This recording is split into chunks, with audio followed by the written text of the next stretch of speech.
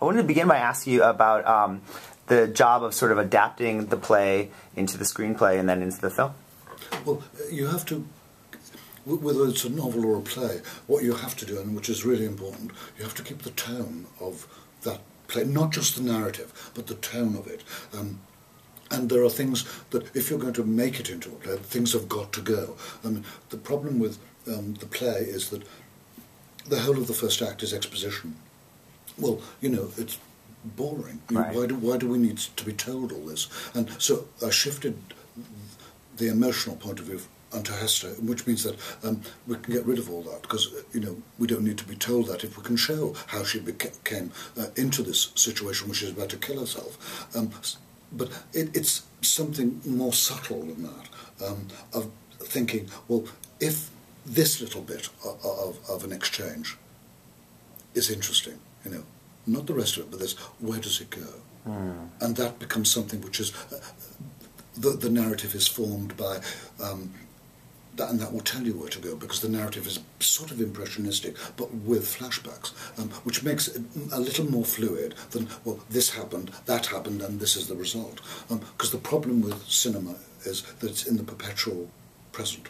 The cut always implies what happened immediately afterwards, and sometimes that's fine, sometimes it's really rather dull, and you have to can get rid of that. So, well, if someone gets into a car, we don't need to see them get into the car goes off, they get out of the car, they go in the building. We don't need any of that. Right. That's why cinema is so succinct, you know, and it's trying to make it cinematic whilst keeping true to both the story and the characters, and sometimes being actually quite radical with that as well. Well, that the Radical Trust said, be radical, so I said, okay, I will. Well, I wanted to ask you about the period as well that the film is set in. It really, the story reflects the times, doesn't it? Yes, because it was premiered in London in 1952, September 1952, and I grew up in the 50s, and the country was bankrupt, I mean literally bankrupt. Everything was shabby, everything where you looked, and everyone tried to keep what they had decent, so that when, you know, you saw a primary colour, that was quite extraordinary, because you normally didn't see it. And so when she's put into that claret-coloured coat, I mean, it looks sumptuous. It is sumptuous, but it looks even more so against that narrow palette. And also the other things of the period, you know, which have gone now. There were certain ways in which you were expected to behave. For instance, no woman went and got her man out of the pub. You didn't do it. You just didn't do it. Like, you didn't argue in public. So she does one thing which is, at that time, would have been considered just unacceptable, and then to row in public, that was unthinkable. I mean, even in a working class society, it was unthinkable. You didn't do it. So all those social nuances which have gone, because younger people don't know that they weren't born then. But I knew what it was like.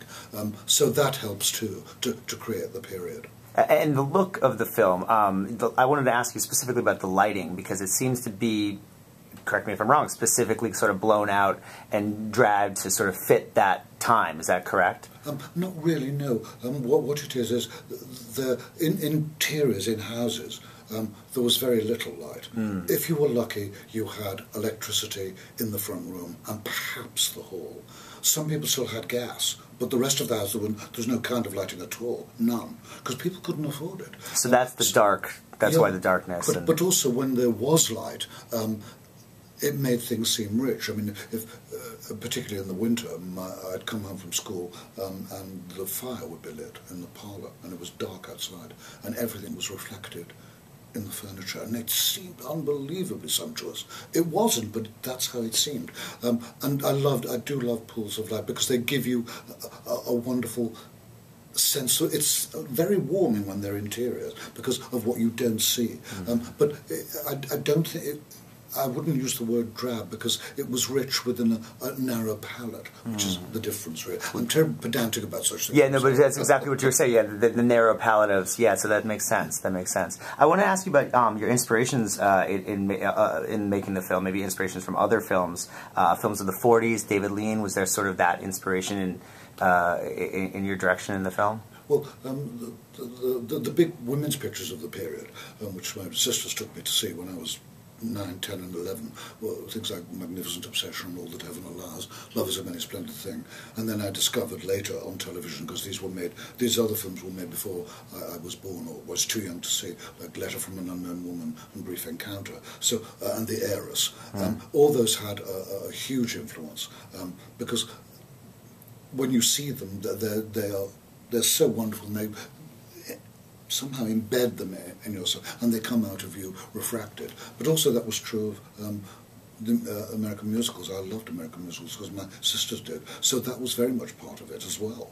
Interesting, interesting. I wanted to ask you about the casting. Rachel and Tom are wonderful in the film. Could you tell me a little bit about casting them and maybe their chemistry? Did you have them read together before, or did you sort of just cast them, or based off their previous work? Well, where Tom was concerned, I had to see a lot of people, but I knew when he came in for the audition that, you know, I just knew he was right. Rachel, I saw in a film called Swept Up by the Sea, and I'd switched television on. I don't watch much television, and this film was on, and I didn't know what it was called, and this girl came on who was luminous, wonderful eyes, and I waited until it was finished, and I saw it was Rachel Weisz. We sent the script to her. She rang me. I said, "Will you do it? If you say no, I don't know who I'll ask." She said, "Yes, I'll do it." And then we came together in London just for a lunch and just a little run through of 1 or 2 scenes, and I thought, yeah, I know they're right. She did think, I said, "When we do this scene, you've got to keep those in. They're just so good." So you had her read with Tom to yes, test Tom a little bit? We just had a little bit of the row outside the pub, that's all, and the scene in the back of the car with Simon Russell Beale, because Simon came in the same day. It was the one point when she went behind Tom and said, "Please come home with me, darling." And of course he's got to do this. You know, I said, "You've got to keep that in. That's got to be kept." Oh, interesting. So you found that in the audition actually, and then put it into the film. Oh, that's great. That's what's exciting. Yeah, that is exciting. I wanted to ask you about Rachel's character Hester, and of course her relationship with Freddie. I took sort of the theme of that even when you follow your heart, you can sometimes be unhappy. Was that sort of the idea? Do you think that's what kind of happened with Hester? There was more maybe lust than love? Well, I think the thing is, the subtextual meaning is love. But it's 3 loves that can't be reciprocated. And that's what's tragic. And at first, because she is in the thrall of sexual love, she found sex at 40, because probably it wasn't great sex with William. Perhaps none at all, but she'd married him perhaps for cultural reasons and loving companionship, because he's a loving and he's a kind man. Right. But she finds this young man, and she just falls head over heels in love with him, and is prepared to sacrifice everything. But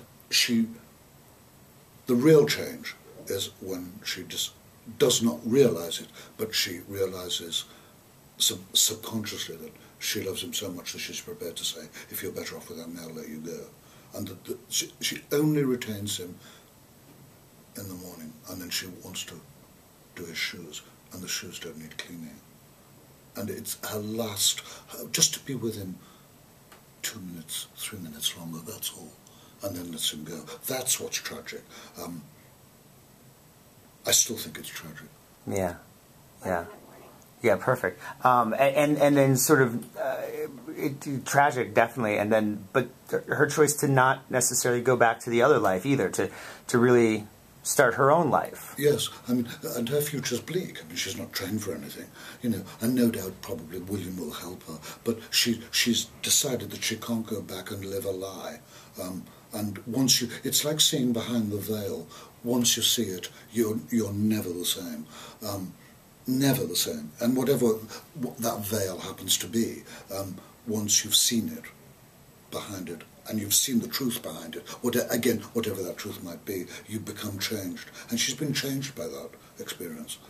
Deeply, deeply changed, as indeed Freddie has. What kind of future is Freddie going to have? He's probably going to be a test pilot who might crash, or he'll be a drunk when he's 50, telling people that he fought in the Second World War, and then by that time people won't be interested anyway. So the futures are not great, but what's wonderful about human beings is that they're prepared to carry on and say, I'm not going to give up. I will not despair.